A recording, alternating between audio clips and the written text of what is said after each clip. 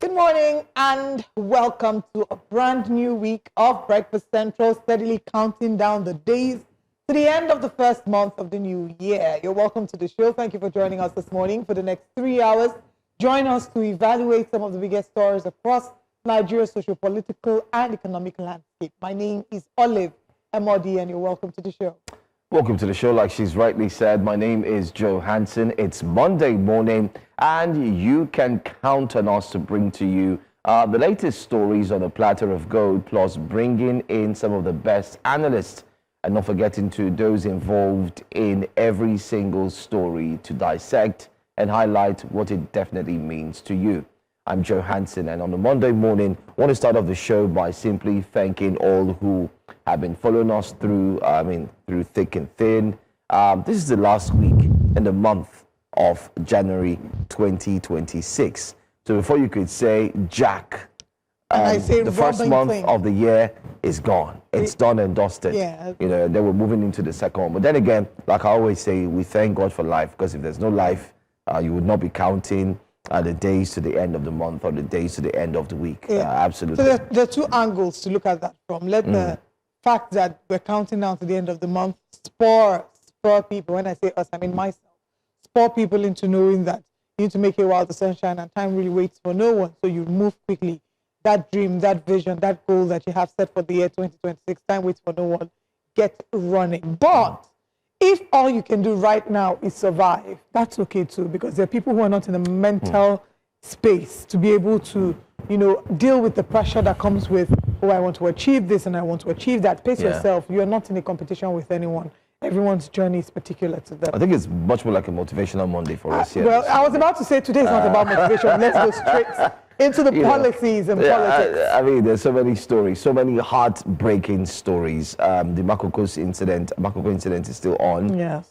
Those who have been displaced still haven't gotten, some of them, I did see online, have not gotten spaces. By the way, you look beautiful. Thank you. Popping on the red on a Monday morning. Thank you, you're too kind.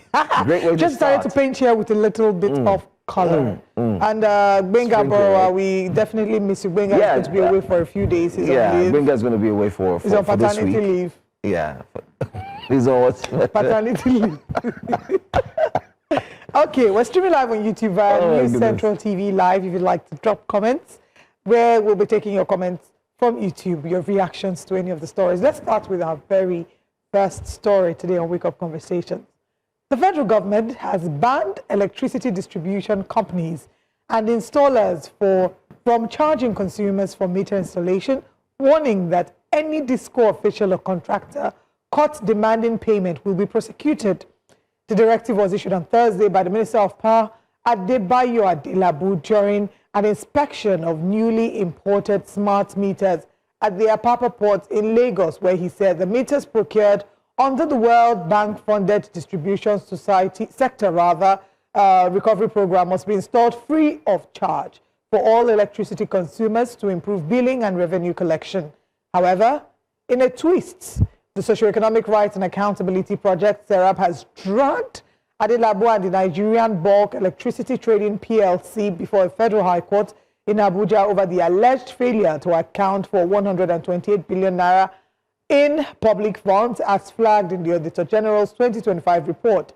The group is asking the court to compel the defendants to explain how the funds were spent, disclose the beneficiaries and contractors involved, and name the public officers who authorized the releases, arguing that unresolved corruption in the power sector continues to fuel grid collapses and erratic electricity supply nationwide. So, could the free meter initiative be a genuine consumer relief, or is it now under scrutiny as questions mount over transparency and accountability in the power sector? And beyond the announcement, Nigerians are asking if these meters are truly free in practice and what concrete enforcement mechanisms are in place to ensure DISCOs and installers comply with the directive. Let's take a look at this video. I'm quite excited and elated with this because it's quite unprecedented. This is the first time in the history of this country. One is government will be importing and buying locally this amount of meters to ensure that the power sector is completely transformed. This is like walking the talk. Our target reform in the sector is not just verbal. We are actioning it. And Nigerians could see that this is real and it's not just a promise of the tongue. And one thing I also want to mention before I stop here is to say that it is also unprecedented that it is an illegality, it is an offense for the officials of distribution companies across Nigeria to request for a dime before installation. Even the indirect installers cannot ask the consumers for a dime. It has to be installed free of charge. These meters are to be installed and distributed to consumers free of charge. Free of charge. Keyword of phrase there, free of charge. But is anything free even in Freetown? First of all, I must say how this is a very laudable achievement, but maybe I should have your reactions, then I'll react. Yeah, it's a fantastic one. It's a good one in the sense that there have been complaints about meters not being available. There's some accommodation or houses you might even want to rent. They do not have meters. And then the issue of if they're trying to install, there's certain fees you have to pay before the installation, pre-installment, and then they tell you, okay, post-installment before you even start, ensuring that you power the meter on. However, this is a good one because the minister has come out to say, listen, it's free of charge. But it kind of like sounds like, it sounds like bill is free, I was thinking the exact same example. Bill is free. You don't have to pay when you go to the police station. Well, we know what happens. So we're hoping that while you were reading, and you did mention that what are the mechanisms that have been put in place to ensure that if anybody tries to circumvent or try to find a way around cheating the Nigerians, basically, in other words, charging them exorbitantly just to ensure that they install these meters, how do you report? I keep saying this whenever we're on the breakfast show and whenever we come here every morning, that when you set up a task, you need to put a systemic arrangement or plan so that people can actually be called out and then they can be prosecuted, whether it's the police officers, whether it's the engineers, in this case, those who work in the power sector. Because there are some people who will still tell you, Oga, installation is 25,000 naira. Installation is 50,000 naira. How do you now take these ones who have charged you and how do you report them? What's the right channel? You need to put all of these things in place. But aside from that, this is a good one. But this does not in any way make free the minister and the power sector from what Serap has also brought to light again. A missing 128 billion naira. Naira. I'll come to share my thoughts on that. But before I do, I also want to mention to our virtual audience, because we will be taking comments on YouTube. If you're streaming live on YouTube, please drop your comments in the chat box. New Central TV Live, I'll be taking comments from there. But before I head to Serap, I think I echo all your thoughts. There's nothing to add there. It's a great idea. The reality of what we've had as Nigerians is, yes, things have changed for the elite or the middle class in some sectors or in some areas or corners of the country. However, the reality was growing up with the NEPA officials coming to you with the bill. If you can't pay the bill, they cut off your lights because there was like a communal system of light sharing. A lot more people have meters. However, for a number of them, they had to pay for these meters to be installed. Now the minister is saying they should be installed free of charge. What guarantees are there that the officials will come and not ask you to pay for something? At the end of the day, many people out of desperation will do what they feel needs to be done because they can't beat the system. So what ways is he putting structures to ensure that officials within his ministry does not frustrate the really incredible initiative that this is? Now, going to the 128 billion naira accusation that Serap has leveled, and this was flagged in the Auditor General's report from 2025. The minister has responded to Serap, and in his response signed by his media aide is Bolaji Tunji, he urged Serap to refrain from what he called a baseless speculation. He said that these monies were allocated before him. They allocated in 2022. He came into office in September 2023, and these monies were allocated in 2022. So the question is, in a country where one administration hands over to the other, are we saying that there's no continuity in government? Why? It is the same attitude that we see in other ministries where people come and say, it wasn't me, I was not in office. Abubakar Liu was the minister before him in 2022. So what happens to offering clarity? Does the fact that the money was not eaten in your tenure absolve you of accountability and responsibility because you were aware? When you got into office, you saw the books. You were aware of the contracts that were ongoing, the disbursements that have happened, the ones that were yet to happen. Did you raise any red flag if there were certain anomalies? You didn't raise any red flag, you're culpable, you are an accomplice. If you cannot clearly tell Nigerians what happened to the funds. So it's not a baseless speculation, and politicians need to stop this. Something happened before you. It's the same thing we saw with the Ministry of Humanitarian Affairs. Of course. You know, we will continue to see repeated cycles. The same thing. If people knew that getting into the cabinet and serving means that if you misappropriate funds, the next person coming after you will call you out whilst cleaning records, we'll see a lot more sanity in different sectors. So I do not think that him saying that absolves him of accountability because he's representing the ministry and service is in continuum. But let's head to X and see what Nigerians are saying about this on X. Our first tweet for today says, why not they deceive us now? If truly it is free, let the marketers and installers go out there and get all the meters installed house to house. Are of Ibaja says, acquisition of Disco prepaid meter is not free. It is the installation of the meter by Discos that is free. If they give you a meter free of charge, they will deduct the cost and installments from your vending vouchers. Okay, I don't know that. That's not what the minister said. Omar King to proper, I want to believe. Announcement is not the issue, the implementation. Some people's father, brother, uncle, mother, etc. will frustrate this and make sure that you bribe them before you get the meter or they install the meter for you. Now we they do ourselves. That's what Omar King says. Akan says, I like the do not pay anyone to get one. You sounded like you live and work or do business in a country very far from Nigeria like Kazakhstan. We're from a country where many things should be free, but we pay unofficial money to get them. You build a house, you pay for cable to connect your property.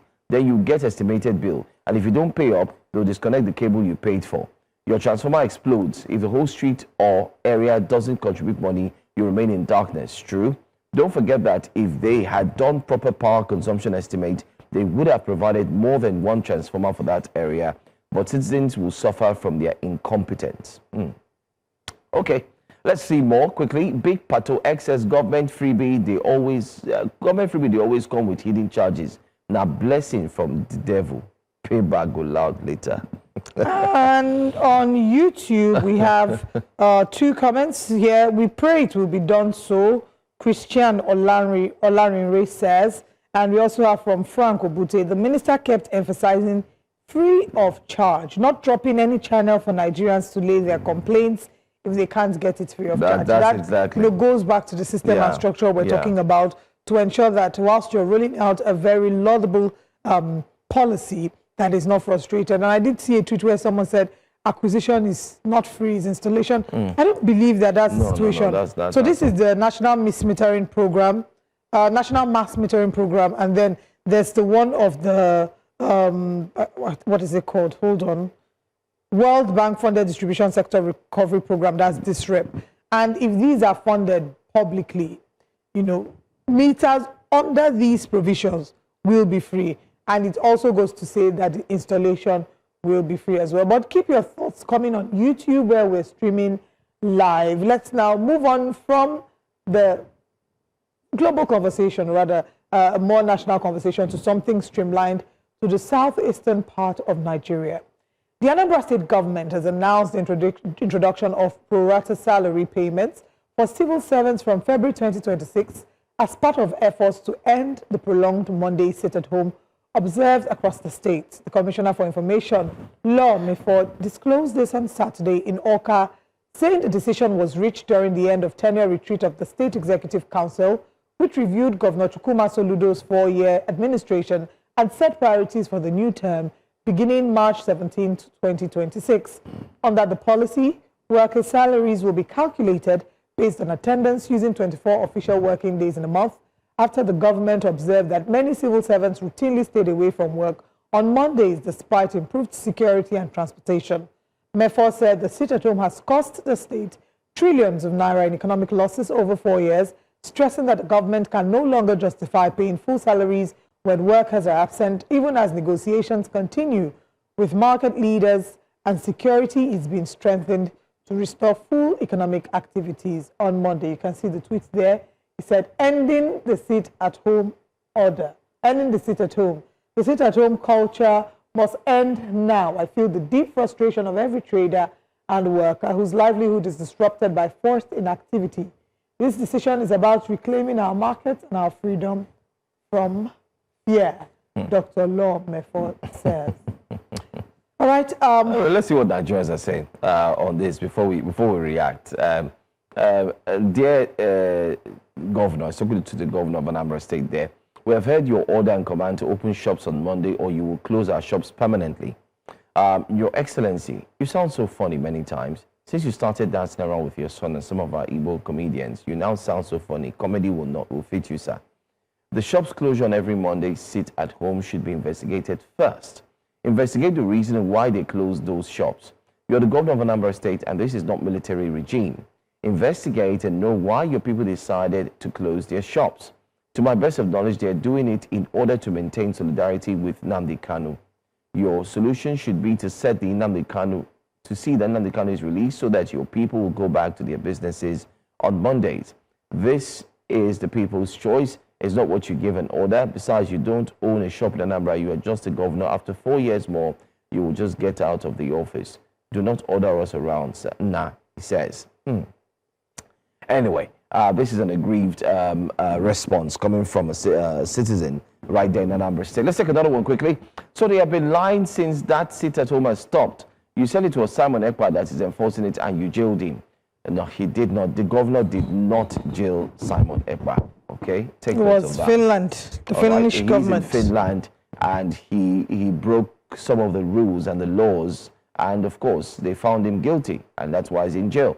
You said it was Mazi Nnamdi Kanu that's enforcing it, and again, the governor did not single-handedly jail Nnamdi Kanu. Of course, it's just obvious that you're not following through. Anyway, today you're still crying until you tell the world the truth that sit-at-home is a voluntary civil disobedience to show that Igbos are not happy with the injustice Mazi Kanu is subjected to, and no one is enforcing it. Fact 100: we Igbos hate injustice and can sacrifice anything to show our displeasure on it.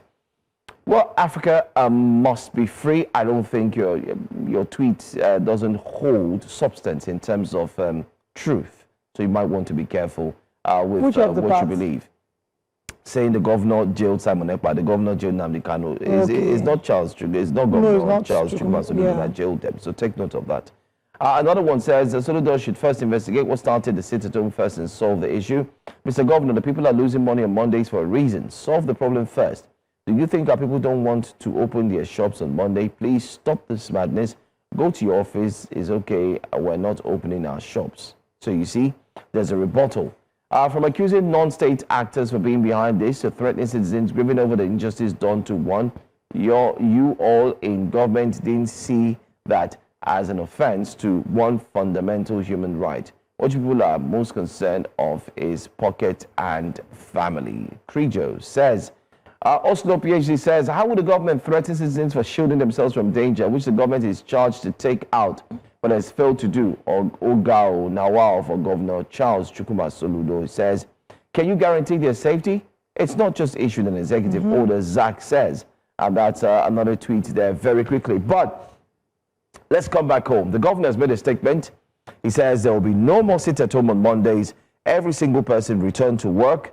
Civil servants who do not return to work will have their salaries deducted because they will try and ensure that there will be a clock in, as the governor is planning to have, where you either sign in or clock in. Reminds me of a place I used to work years ago, whereby they say if you don't sign in at the gate, whenever you come in, don't sign in at the gate before 7:30, they take the book away. It is said that you didn't come to work or your salary will be halved. Oh, we did it. Even I worked in an organization. I remember how crazy I was at some point when I would get there. It's just 7:30. Not my fault. Bad traffic. They were fixing the Lekki Expressway and I was working somewhere in Agidimbi here, not far off.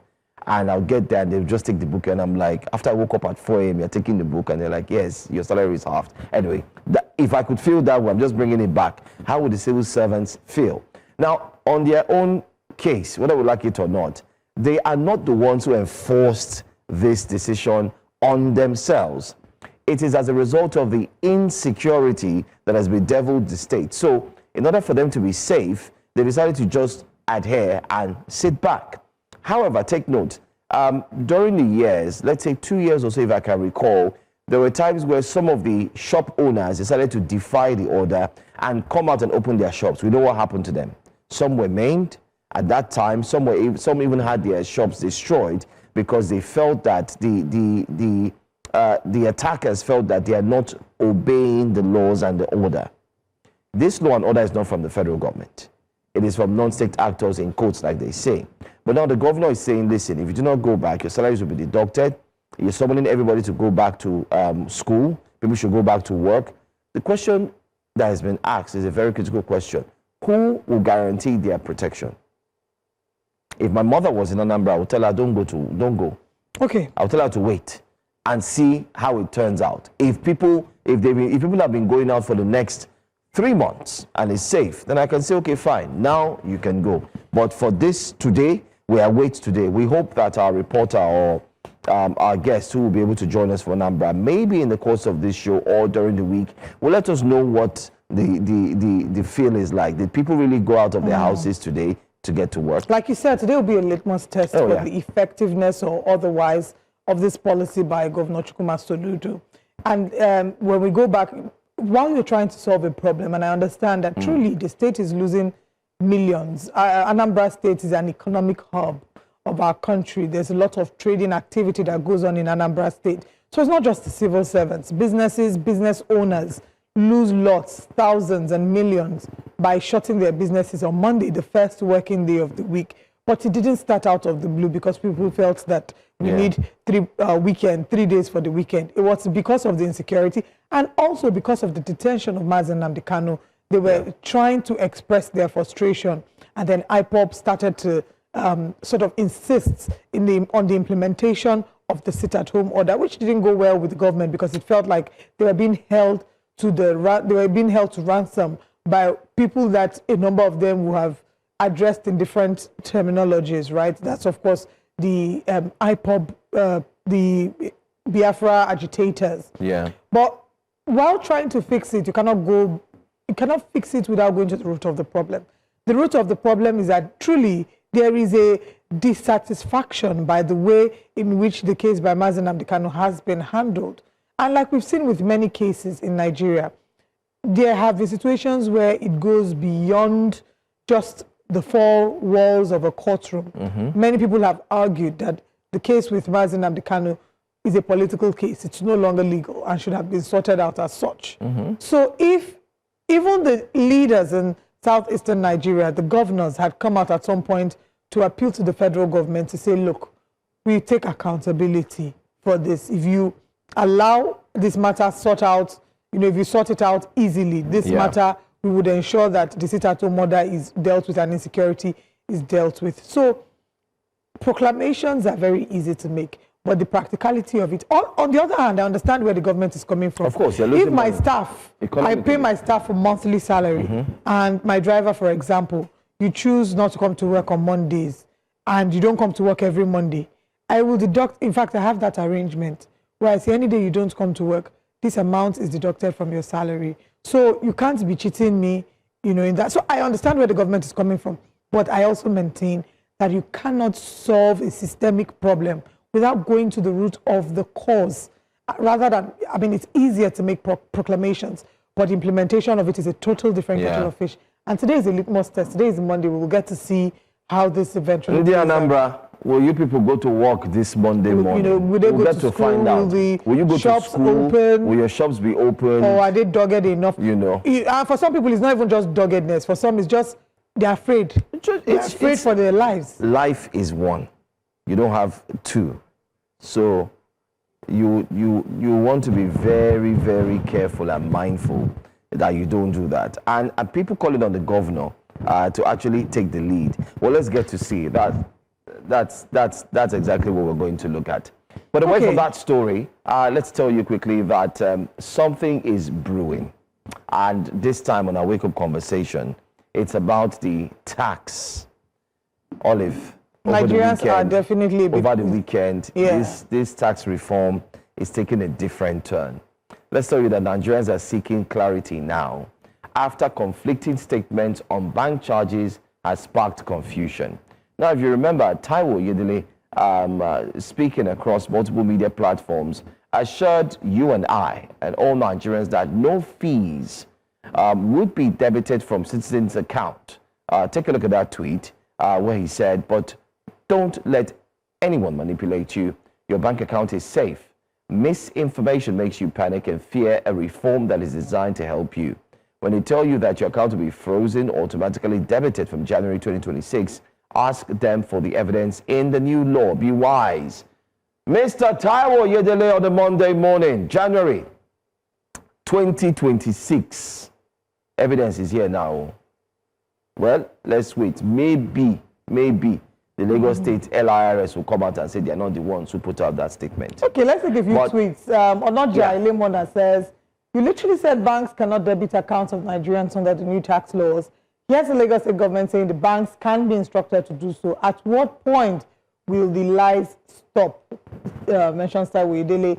Divine says maybe he didn't know that Nigerians will discover that the version approved by the National Assembly is not the one he's gang gazetted. This very section might be hidden in the gazetted version. Government is lies by lies and supported by liars. Now what? Prince Olumide Dada says, I watched that interview. He said sanctions will not be placed on you until it has been established that you indeed defaulted in tax payment. Prince Olumide says, this goes without saying. The issue is who gives the authority to enter your account to debit. Prior to this law, an account cannot be unilaterally debited without the order of the court. This law dispenses the need for that order. It's literally a violation of property rights. Lemona goes ahead to further emphasize. Let's take a few more tweets. The public defender says, I expected the Nigerian Bar Association to have gone to court to contest the infractions in the document since there is evidence that they tampered with the so-called law. Public defender is saying, the law is stronger than media reports. We lost the fight when we didn't get on the streets to protest the new tax law. We'll keep losing until we are ready to fight. Good governance is not served on a platter, Yemi Daniels says. What an interesting handle, the woman rapper. Since the National Assembly concluded the investigation and revealed that there was indeed alterations in the new tax law, Mr. Taiwo Oyedele has gone mute. Mr. Taiwo, when will you apologize to Nigerians for lying to them? And are you also going to step down? Felicity asks. Okay, so let's break it down for those who are wondering what's going on. A Lagos State Government press release and recent comments from the Lagos Internal Revenue Service suggests otherwise. I mean, the LIRS now is claiming that it can act under the new Tax Act, okay? Adding to the uncertainty, the House of Representatives Minority Caucus Ad hoc Committee investigating alleged distortions in the nation's tax laws has confirmed that some recent reforms, including the Nigeria Tax Administrative Act, which is known as NTAA 2025, contain illegal alterations.